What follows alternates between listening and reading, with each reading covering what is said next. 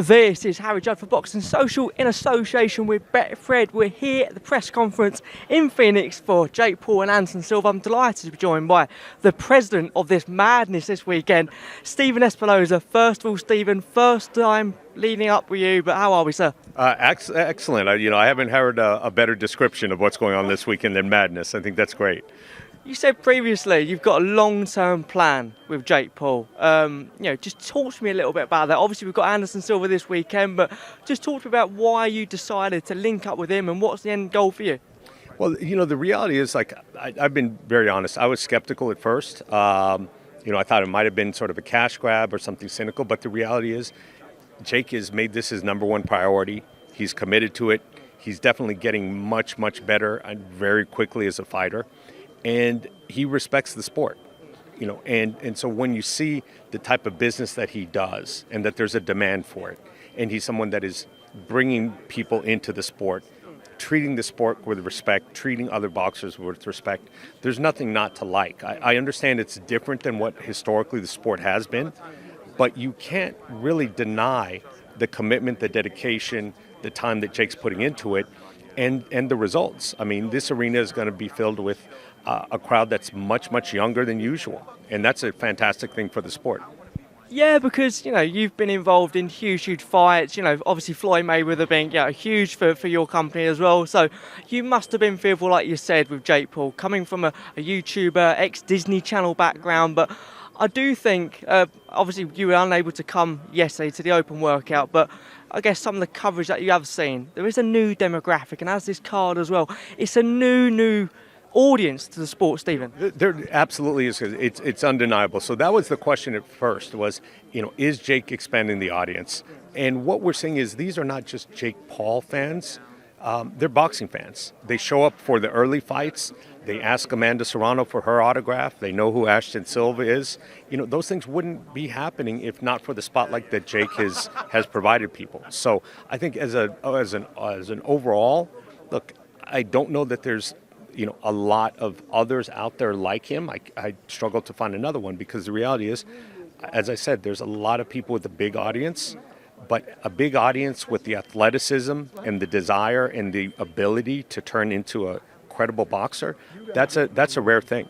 Could you clear up some of the reports and rumours that the Arizona Commission is looking at, Anderson Silva's eligibility to fight? Is this fight going to happen Saturday? Look, the commission has a job to do. They heard some things in an interview which raised some questions. So they asked Anderson for some additional medical information, some exams and things like that. And they'll be reviewing that today. And they've got a job to do. And we would certainly never object to someone who's expressing a concern about fighter safety. So the reality is we don't expect there to be a problem. But if the commission feels differently, we'll definitely defer to their judgment. But we'll know later today. The good thing is the medicals came back and they looked fantastic, and we don't believe there's a risk. So now we'll just go through that process and let the commission come to the same conclusion. How many pay-per-view buyers are we expecting for this event this Saturday? Yeah. It's a good question. I'd never like to give specifics, but I'll tell you this. I think short of the Canelo event, it has a shot at being the biggest non-Canelo pay-per-view event of the year. It's certainly one of the top 2 or 3 of the last year, and that's saying quite a bit for someone with 5 fights under his belt. I've got no time with you at all, so one more for me as well. The UK, obviously, at the moment, the Conor Benn situation. I just want to get your thoughts on that. Yesterday, he relinquished his licence. He's not going to box to the board ever again. He's just announced as well 2 failed VADA tests. Just to get your thoughts on that, Espinoza. Well, look, I think what everyone wants to know is sort of, how it happened, what happened. Was it an intentional use? Was it contamination? Was it, something inadvertent? It's something the sport needs to work on. It happens far too frequently. There are situations where the information doesn't get out to the people who should get it soon enough, and particularly the opponent.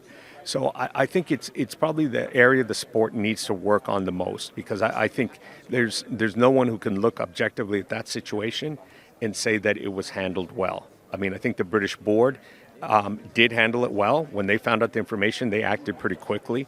But knowing what everyone knew and for the amount they know, I think things in retrospect could have been handled a lot better. How did Eddie Hearn add it, in your opinion?